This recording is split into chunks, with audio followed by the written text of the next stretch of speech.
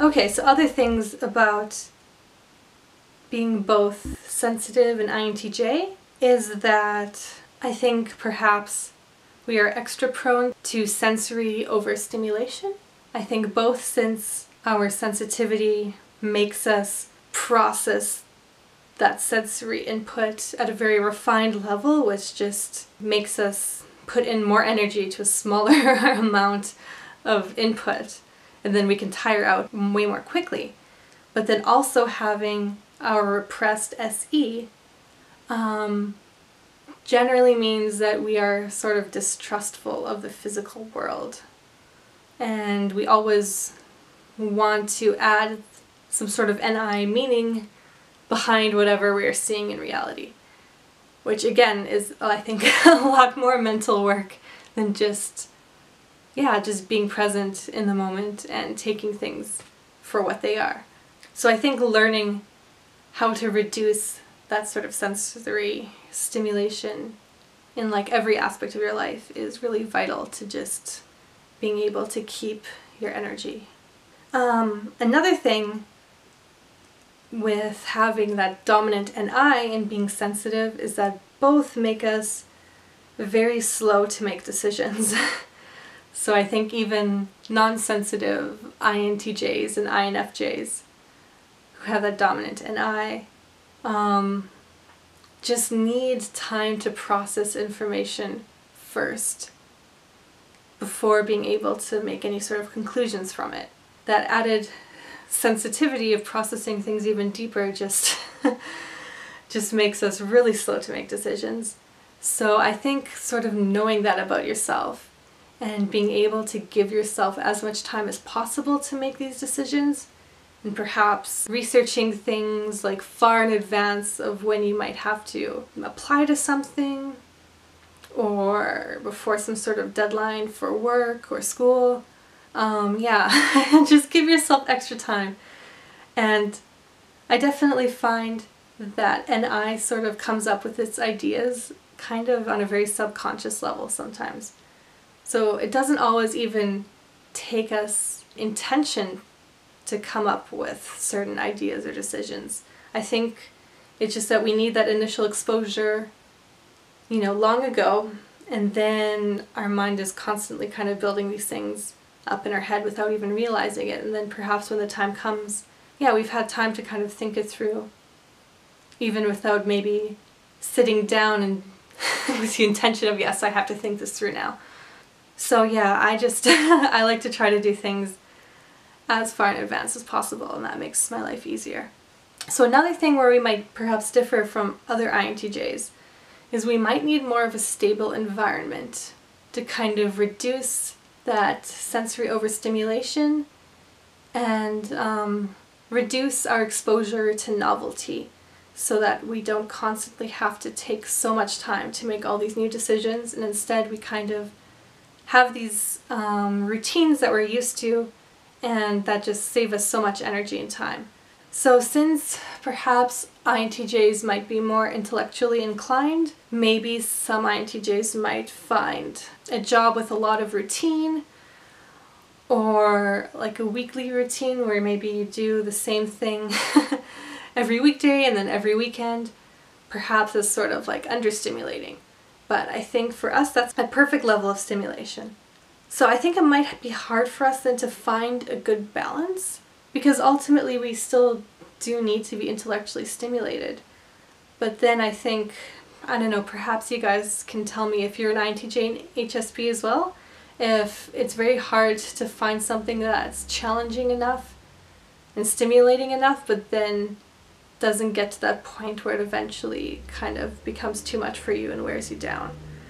So I think what I'm starting to learn is that doing something in an intellectual or creative field would be good, but then the position might need to be something where you perform similar tasks on a day-to-day basis. For example, like if we want to be journalists or something, then every time you would write something, the subject matter might be very different, and that would be intellectually stimulating.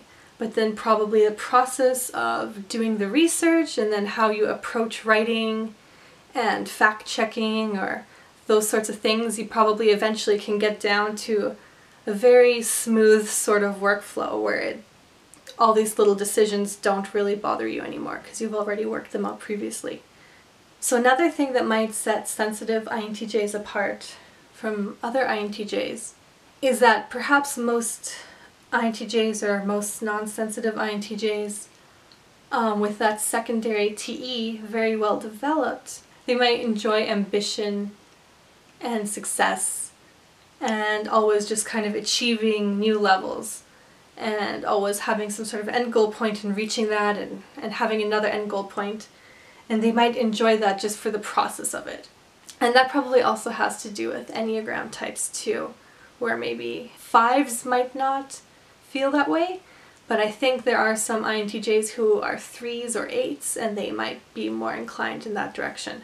I think for a sensitive INTJ, that sort of dogged determination to just keep on achieving and achieving and achieving will just wear us down eventually. And I think perhaps we might not want such a fast pace, and perhaps we might want to go more in depth and just sort of take our time at one thing. And I think generally our work culture encourages just being able to achieve at as fast a rate possible. And I think so that's something that for all sensitive people that can be difficult for them to fit into that. That might be something that we have to reconcile. So even though the world appreciates that sort of very fast-paced, intense sort of work ethic, and I think even the INTJ stereotype perhaps might be that we can just kind of do things in that nature. Perhaps non-sensitive INTJs can actually do things in that regard, but I think we have to kind of be okay that we just perhaps go slower and more in depth. And I think we have to be able to find the value in that and the self-confidence in that as well. So another thing where it might be more of a conflict is that I think INTJs often have a very strong need for independence. Exactly why it is, it might be perhaps the TJ part of it, where I think the TE-FI axis is where you have all of these very individualized motives for your behaviors and values and you want to act upon them, and TE is just trying to execute that. So I think we just we just want to do things our own way, and perhaps even an I on top of that might make us see kind of patterns in the external world that we want to do something about, but I think NI's being an introverted function really just needs time on its own to kind of be able to form these connections. So I think in that sense, we enjoy working alone a lot of the time. We enjoy being able to make decisions based off of our own value system. But then I think being a HSP perhaps makes it more difficult for us to function in the world without some sort of dependence upon other people. So like I said before, I think being able to develop that ability to kind of give and receive emotional support is really vital for us to be able to have sort of a healthy emotional life and good mental health. I think there are times when we just feel overwhelmed at the world and we feel like, oh my gosh, I have all these things to do and I just can't do them. So being able to maybe let people help you in some areas where you might need help, I think is something that INTJs have to work on, but it's ultimately, I think it's a great thing. So yeah, letting down that sort of stubborn need for like, no, I need to do everything myself and just the way I wanted and just the way I envisioned it, and being open to other people's support who offer it to you, and I think also supporting other people so that, it's a healthy dynamic is important. And perhaps that's something that other HSPs, especially feeler types, might be more inclined to doing, and that's something that we probably should learn to do just to make it easier for us to be sensitive in this world.